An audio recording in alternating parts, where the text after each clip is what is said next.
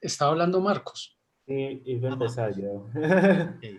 Bueno, sobre esto creo que tenemos algunos puntos y también sobre todo la propia pandemia como un punto que ha hecho toda la precariedad de la población negra en general en el mundo. Entonces, la insostenibilidad de la situación ha generado, creo, todo esto que pasó con George Floyd. Y de hecho esto es un factor que hay que poner en importancia porque pone también en una condición económica en que el negro es sometido en todo el mundo. Claro que tenemos algunas excepciones como la Beyoncé, Obama, pero esta gente no es representativa de lo que es vivir en una condición negra, ¿sabes? Entonces, es decir, lo que pasamos cada día en Brasil, creo que también en Colombia y Perú, en Perú, ¿no? ¿Es Perú? Es que Perú, ahora me... Perú, En Perú. Colombia y Perú está Ujú, muy próximo de Brasil. Y además que en los Estados Unidos hay una otra cosa que es el apartheid que siempre ha pasado ujú, entre la población negra y la población blanca, ujú. que es muy distinto de Brasil, por ejemplo, que siempre ha pasado una idea de embranquecimiento de la población y una idea muy falsa que es de la democracia racial. Es decir, que en Brasil hay esta mitología que siempre ha pasado a lo largo de los siglos diciendo que vivimos en un país que es mestizo y la mestiza está en todos los sitios y que las personas son iguales, que no hay raza y que somos todos humanos y todo esto, y que es, la verdad, una mentira enorme porque, de hecho, nosotros negros en Brasil no estamos en una condición social y económica que no nos permite tener voz incluso de nuestras luchas, que ahora sí que tenemos un otro más luz sobre sobre nuestras protestas, pero esto es muy pequeño en relación a todo el aparato de estadounidense general de comunicación, de dinero, de acceso y también por tener esta claridad de lo que es negro y de lo que no es negro en Estados Unidos. No hay este problema, ¿sabes? Mientras nosotros mismos negros en Brasil tenemos dudas si somos negros o no, el blanco no tiene la duda esta. Entonces somos de hecho los criminales, los asesinos de todo esto dentro de una visión que se ha direccionada hacia nosotros.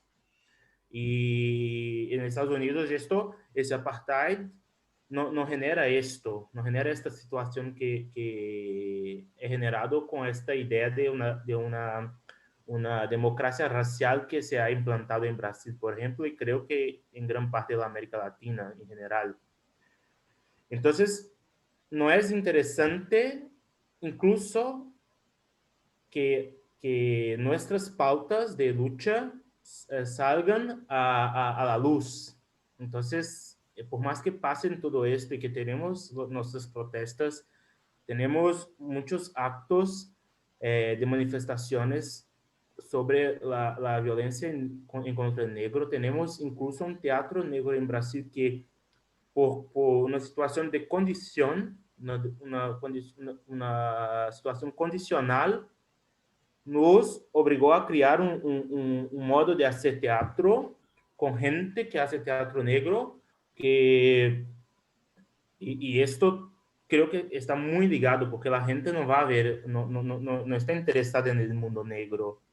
Incluso es un problema porque aunque tenemos una gran población brasileña que sea negro, ¿no? Estamos hablando de más del 50% de la población, hay una dificultad de asumir la negritud como una identidad también en Brasil. Entonces, esto todo dificulta todas las expansiones del movimiento negro. Y además, creo que tenemos que tener en cuenta sobre todo el momento en que George Floyd ha pasado, ¿no? Es un momento muy duro para toda la historia, que de hecho los negros están sufriendo muchísimo con la precariedad de trabajo, laboral en general, son echados a la calle cada día, y además de esto, de esta violencia que es sistémica, tenemos otra violencia, que es la violencia hacia nuestros cuerpos. Entonces, esto ya es una cosa insustentable y que ya no podía más. Entonces, creo que es George Floyd, el movimiento que se generó desde la muerte de George Floyd es puntual. Todo esto de la media por detrás de todo esto, pero la lucha y la movimentación en contra el racismo, en contra las formas de prejuzgar el negro, esto siempre ha existido, pero no hay un interés de ningún sitio, de una media, de nada, para hacer con que esto sea tenga la visibilidad que tuve George Floyd, por ejemplo. Es una observación que tengo. Rafael Palacios. Sí, bueno, yo estoy muy de acuerdo con todo lo que han dicho mis compañeros. Yo creo además que yo no lo siento como un despertar, no lo veo como un despertar, todo lo contrario. Yo siento que es simplemente ponernos en la cara la inequidad social en la que vivimos, pero también la opresión a la que siempre estamos sometidos. Y yo siento que de cierta manera es también una victoria de ese poder blanco. Es decir, porque nos están diciendo en la cara, nosotros tenemos la vida de ustedes en nuestras manos, ustedes pueden hacer un escándalo mundial y pueden sacarnos en redes mientras los estamos matando, y sin embargo lo podemos seguir haciendo. Entonces yo creo que en realidad el horror, la pesadilla que todos vivimos al ver a Floyd tirado en el piso, pero también en cada uno de nuestros países, estas mismas maneras en que nos matan, nos masacran, en el que se adueñan de nuestras vidas, es una constante. Esa constante nosotros, por el escándalo que se hizo, por la muerte de Floyd, no podemos pensar que la sociedad está cambiando. La sociedad no está cambiando y el racismo estructural se mantiene y cada día más fuerte. Y es nuestro deber luchar en contra de eso.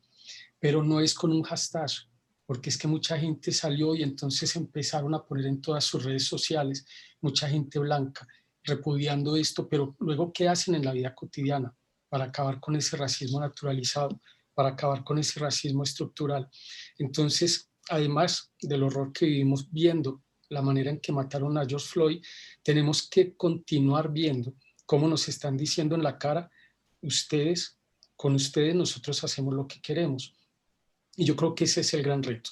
Yo creo que es un reto que no nos pone en un despertar de la sociedad, sino en un despertar propio, en un despertar interno en el que tenemos que unirnos mucho más y seguir luchando para que eso no pase ni aquí en Latinoamérica, ni en Estados Unidos, ni en África, ni en ningún lugar en donde los afrodescendientes estamos siendo oprimidos.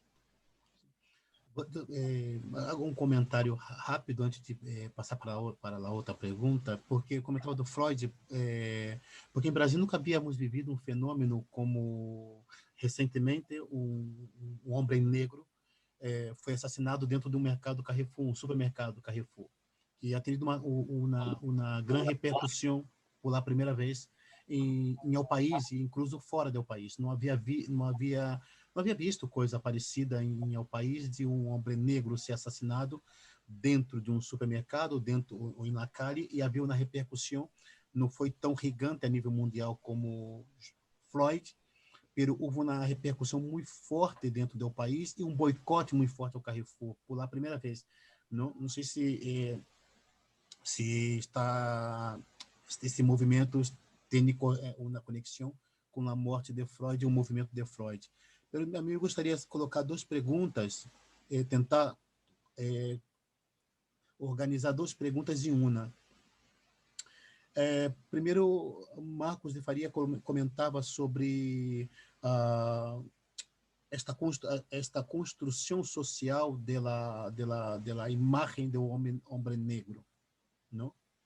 E a segunda, primeiro me gostaria de falar sobre isso, sobre como desconstruir essa imagem social, que essa imagem social foi construída por a própria estrutura política social do país, não? Donde o seu corpo de segurança atentam contra a nossa própria vida, que deveria nos proteger, porque pagamos imposto como branco, como qualquer um, pagamos impostos, e esse corpo de segurança do Estado atenta contra nós todos os dias, não? Então, como desconstruir esta imagem de homem negro como suspeitoso, como violento, uma criminalização, não, das periferias, não? E esta imagem não foi só construída por a estrutura político-social dos estados, mas também por os meios de comunicação, por a estrutura da cultura, seja diário, revista, a televisão, que tem um poder impressionante, o cine, não? E veio que nós outros necessitamos entrar dentro dessas estruturas, porque mientras essa estrutura seja constituída por pessoas que se creem eurocêntrica ou eurocentrista, não haverá nenhuma sensibilidade para que nós outros podamos participar dentro do setor cultural.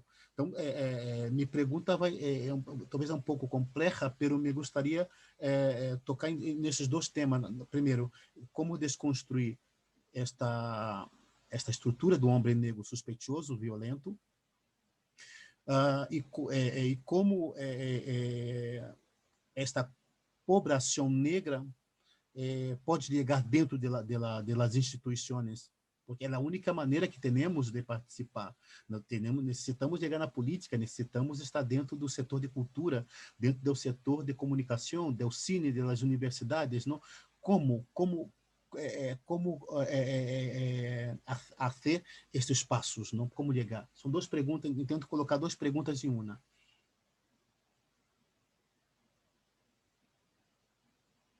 Empezamos por Marcos. Muy bien, es una pregunta que me gusta mucho y es bastante compleja y creo que es un poco imposible que salgamos de aquí con una solución.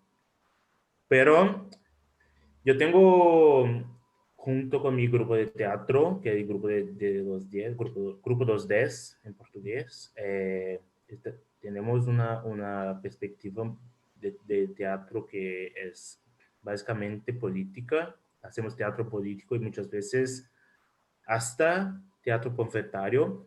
Y tenemos un debate que gira alrededor de un punto que es cómo desconstruir la noción que se ha construido desde la modernidad del individuo, porque no hace falta que tengamos solo gente en los medios de poder, tenemos que tener gente de calidad.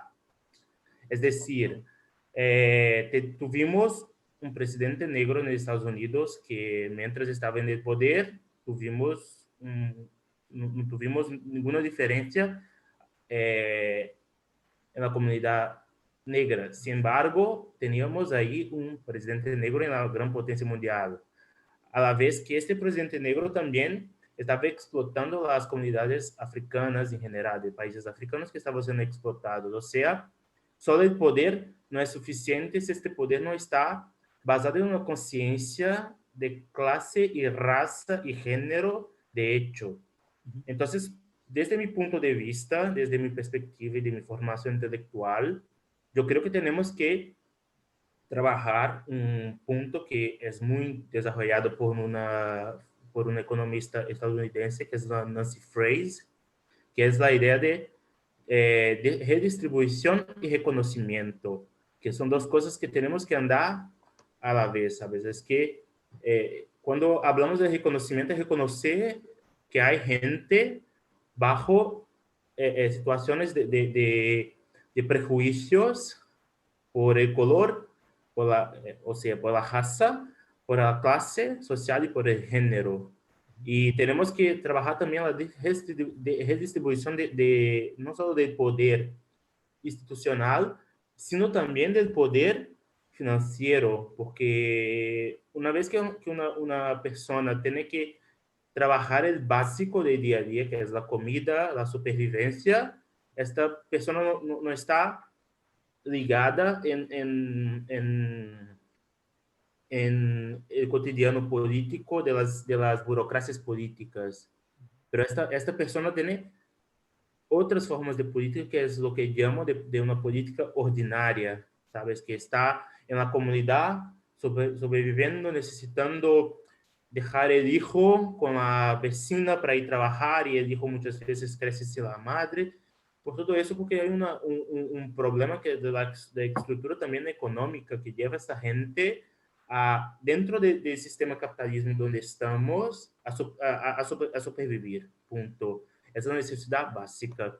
Entonces, la imagen del hombre negro está atrelada, sobre todo en Brasil, está muy ligada a una imagen de pobreza. Pero esta pobreza no se puede cambiar solo estando en los sitios de poder. Hay que tener una idea de un poder de calidad. Entonces tenemos que pensar en políticas colectivas, porque solo la política individual, de la creación de mitos, como fue Obama es un mito, no es suficiente, porque esta persona solo está también en una disputa de poder institucional y no por una disputa de poder que tiene por intención redistribuir la gente, redistribuir los derechos, redistribuir incluso redistribuir la violencia, ¿no? Porque la violencia ela está concentrada a la pobreza también, hacia la pobreza. La pobreza sofre actos violentos cada día, desde de salir al trabajo. Entonces, no podemos, desde mi punto de vista, no podemos pensar que hacer una política que no sea colectiva será el suficiente. ¿Sabes lo que quiero decir? Es decir, no puedo basar en mi supervivencia, solo mi supervivencia mientras soy un individuo, sino como un sujeto que está dentro de una sociedad, esa sociedad dentro de esta mecánica, y esta mecánica necesita ser cambiada. Entonces, essas estruturas de poder, elas son adictas.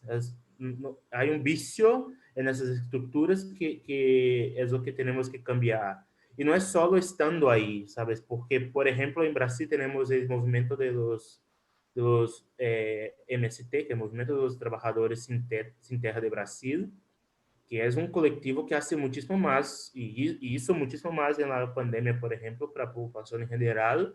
Y de hecho hay una gran población negra en este movimiento, pero entendíase como casi un paragobierno, un gobierno allá del gobierno que ya tenemos. Y es como esa estructura de las favelas en Brasil, por ejemplo. Viven un paraestado. Y ese paraestado muchas veces está involucrado con el narcotráfico y todo esto, pero son formas que se llegaron ahí donde el gobierno no llega, donde la política institucional no llega. Y eso que es lo más importante. Entonces, mientras deseo solo la representación, ¿sabes? Que dicen, es importante tener un negro en una película de George Peeling, pero ¿a qué más necesita allá de esto? Porque mientras dos, tres actores se quedan millonarios, la población negra, de hecho, sigue en la misma estructura. Entonces, Vale. creo que tenemos que trabajar siempre con una idea de acabar con la perspectiva del individuo, que este individuo va a ser salvo, terá su salvación mientras está en el sitio de poder, pero eso no cambia el exterior, no cambia la calle. Cuando sale y la policía lo parará por un perfil étnico, o será muerto aunque sea rico, ¿sabes? Como pasó ahora en Brasil, el tío que fue, había dos coches iguales y él fue al coche errado y el otro era su coche, entonces lo mataron porque estaba en un coche malo, ¿sabes? Que pensaba que iba a robar el coche. Entonces, esa estructura, por más que sea una persona que tiene algo de poder individual, ese poder individual no abarca de forma una conciencia colectiva do que hay que cambiar dentro de las estructuras racistas. Que están racistas que están en Brasil, por ejemplo, y que están en todo el mundo, porque en España también no pasa esto, ¿sabes? Pararé un poco para que los amigos hablen un poco. Passamos a Rafael Palacio. Bueno, yo creo que estamos en un mundo con unos poderes tan firmemente enraizados en contra de nosotros, que yo creo mucho en los procesos sociales y en los procesos comunitarios. Yo creo que allí hay una clave muy importante y es cuando no los menospreciamos, cuando no pensamos que por ser una comunidad pequeña que está haciendo resistencia, que están creando sus propias maneras comunitarias de resolver el mundo, creemos que eso no es importante. Y entonces allí yo entiendo mucho cuando Marco dice dejar de pensarnos como individuos para pensarnos como personas en comunidad. Nosotros en Sankofa, que es la corporación que yo dirijo y que fundé hace 23 años de danza afrocontemporánea, nosotros decimos bailamos más que para ser vistos, para ser escuchados. Y lo que nos interesa es que a través de la danza nosotros podamos transformar las realidades que nos acosan, que podamos llevar un discurso político mediante ese cuerpo negro racializado injustamente que baila, pero que no baila para complacer a una población, a una ciudad o a un público que nos quiere ver en taparrabos y con aceite en la piel, que al contrario estamos allí es para decir, estos son los problemas que tenemos y estos problemas no nos los inventamos nosotros. Usted tiene que entrar a ser parte de la solución de este problema. Obras como La ciudad de los otros, que delata el racismo en la ciudad de Medellín, también en Colombia o en cualquier parte del mundo, son obras que nosotros llevamos y tienen una carga política muy fuerte y le estamos hablando al público lo que nosotros queremos decir, no como ellos nos quieren ver. Y yo creo que estos cambios, por ejemplo, cuando los bailarines de Sankofa, cuando nosotros nos reunimos en Medellín a hacer nuestra práctica artística, que está mediada por ese pensamiento filosófico afrodiaspórico, o cuando vamos a las regiones de Colombia, en el Pacífico colombiano, incluso en las regiones andinas, y hablamos de lo que nosotros vemos, cómo consideramos que el mundo debería ser, cómo pensamos que deberían darse las transformaciones sociales, yo creo que allí empezamos a romper con todos esos estereotipos, esos esquemas y esos racismos también naturalizados que nos rodean. Y no es una tarea fácil. Yo no digo que la gente va y ve una obra de Sankofa y sale siendo menos racista o ya no es racista, pero yo creo que sí hay un diálogo muy directo entre el artista y el público y sobre todo un diálogo que está tratando los temas que a nosotros nos interesan y definitivamente son esos temas políticos a los que nosotros bailamos. No estamos bailando, como lo decía antes, para complacer, para que vean lo virtuosos que somos, y son muy virtuosos los jóvenes que bailan en Sankofa, pero esa virtuosidad está mediada es por el discurso, por la reivindicación, por la militancia de ese cuerpo negro racializado que está exigiendo justicia cognitiva y social.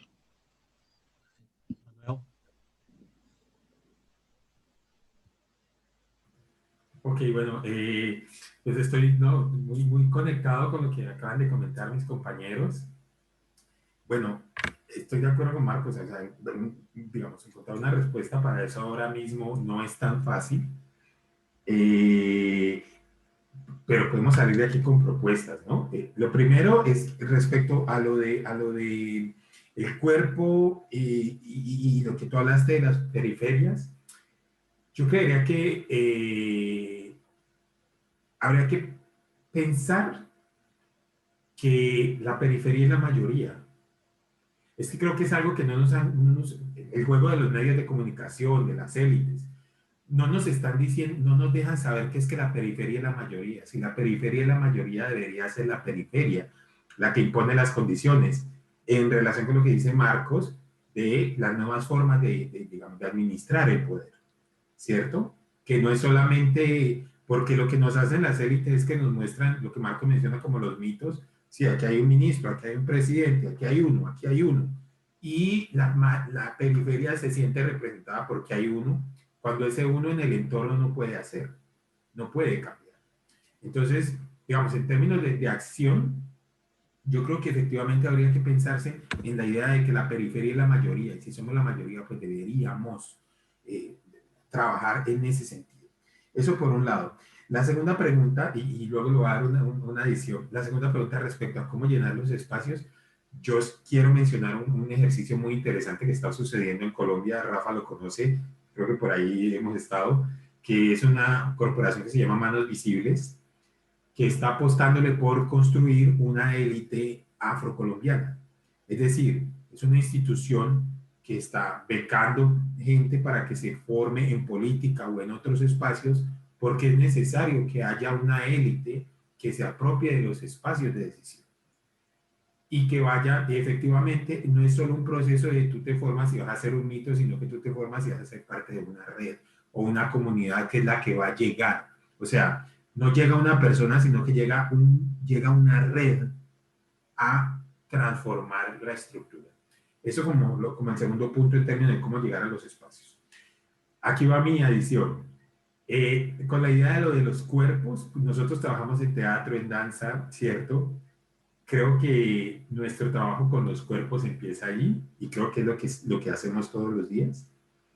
Y una más, hay un concepto que conocí hace muy poco aquí, hay un profesor de aquí de Estados Unidos, de NYU, que se llama Fred Moten, tiene un concepto muy interesante que es, él está intentando explicar una transformación del concepto de negritud y él lo dice que hay que moverlo más allá del tema racial. El truco que él dice, ¿por qué moverlo más allá del tema racial? Se conecta con lo que yo digo de que es que la periferia es la mayoría.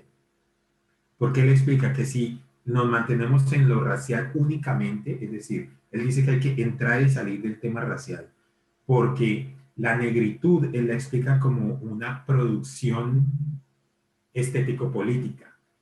Y ahí se conecta con lo que dice Rafa. O sea, la producción estético-política de la negritud supera el concepto del color porque es un volumen de gente mucho más grande que está bajo la opresión o económica o social o política. Entonces, trabajando él dice que si el concepto de negritud se mueve más a una cosa de lo estético-político, vamos a agrupar más gente para poder ir en contra del sistema que es el que nos mueve en contra. Esa como...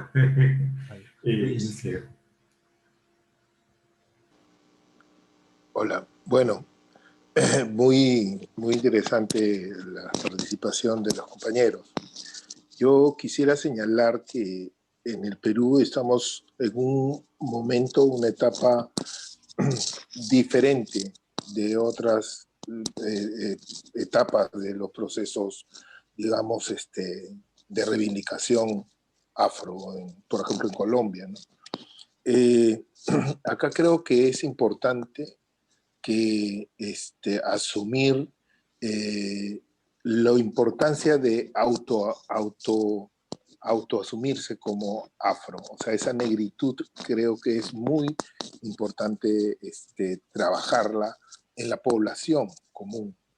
Y nosotros, de hecho, en Teatro del Milenio, trabajamos a partir de eso, trabajamos con población negra, con jóvenes afrodescendientes, pero a partir de su problemática concreta de cómo se sienten como afrodescendientes, cómo sienten la problemática social directa, diaria, cotidiana, y sobre eso vamos convirtiendo esas situaciones en pequeños momentos artísticos, situaciones artísticas de las cuales reflexionamos y nos sirve como autocrítica de determinadas actitudes que hacen que no nos asumamos como afrodescendientes, que perdamos el centro como afrodescendientes, que no estemos enraizados, porque todo nuestro crecimiento y toda nuestra educación es occidental. Entonces,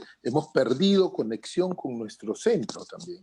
Y creo que una cosa muy importante es es saber y conocer la sabiduría que hemos heredado de nuestros ancestros y conectarnos con esa sabiduría, no desligarnos de esa sabiduría, de ese conocimiento, de esa ancestralidad, para poder en realidad asumirnos como afrodescendientes y poder tener una posición frente a las situaciones de exclusión, frente a las situaciones estas de que nos han construido una imagen, una imagen social que nos hemos creído, ¿no?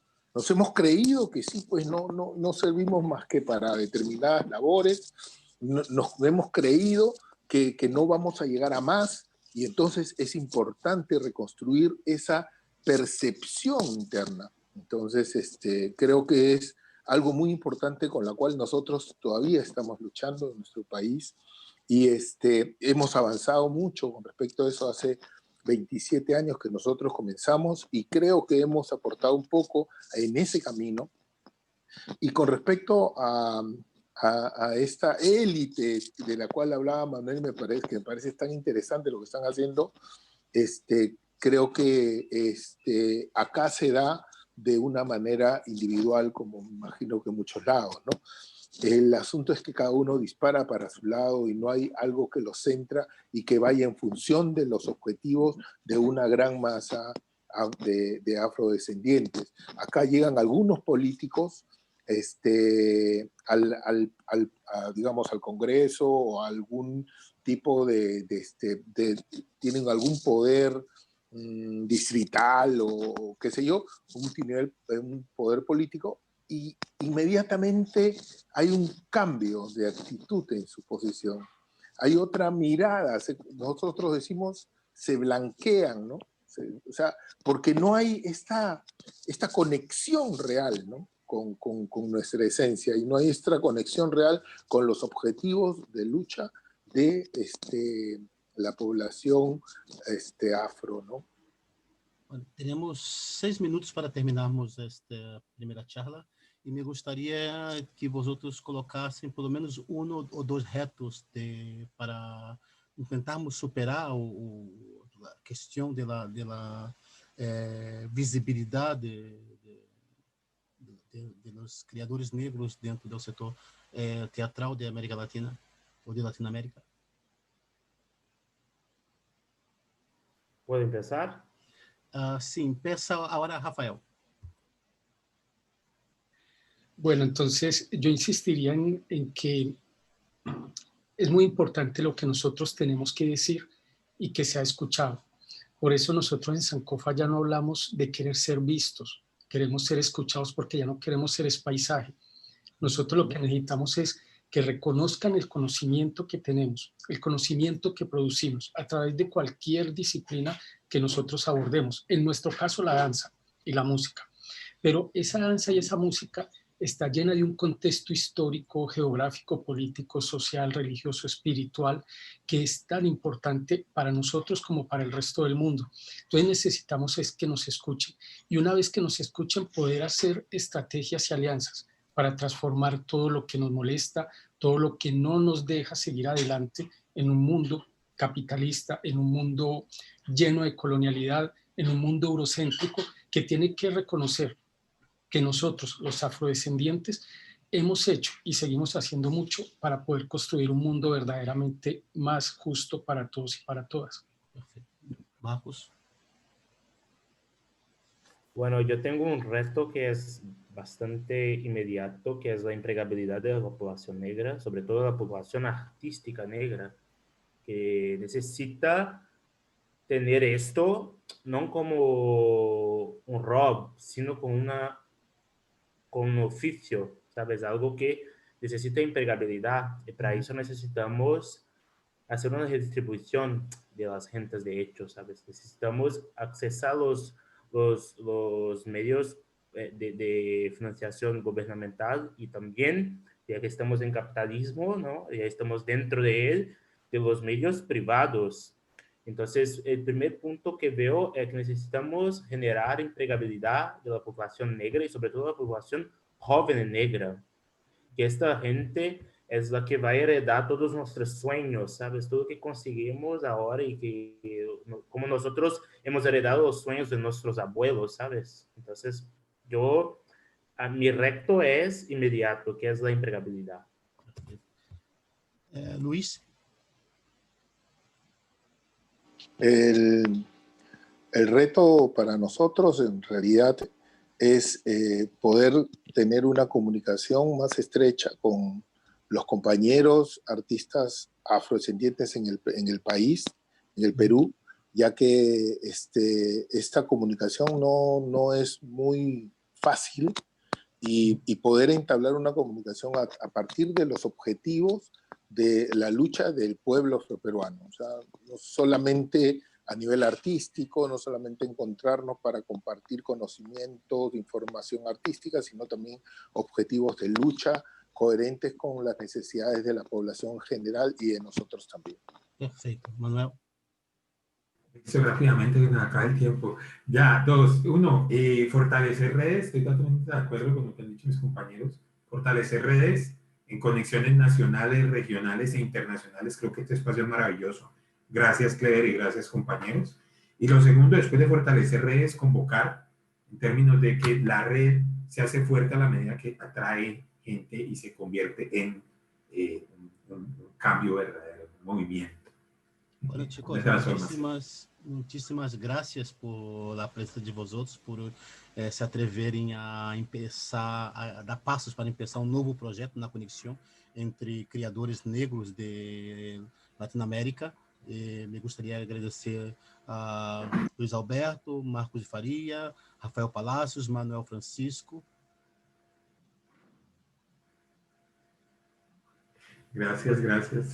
Yo agradezco muchísimo y creo que ya empezamos aquí con una red de 5 personas, ¿no? Que Exatamente. ya podemos crear rectos con los otros 5 para cosas futuras, por ejemplo, Iberocena, esas cosas que, Exatamente. sabes, que se podemos ya generar desde esta red que se empieza a montar aquí y que es maravillosa. Muchísimas gracias, Cleve. Estoy muy contento. Muchísimas gracias, amigos de Manuel, Lucho y Rafael. Gracias. Un minuto.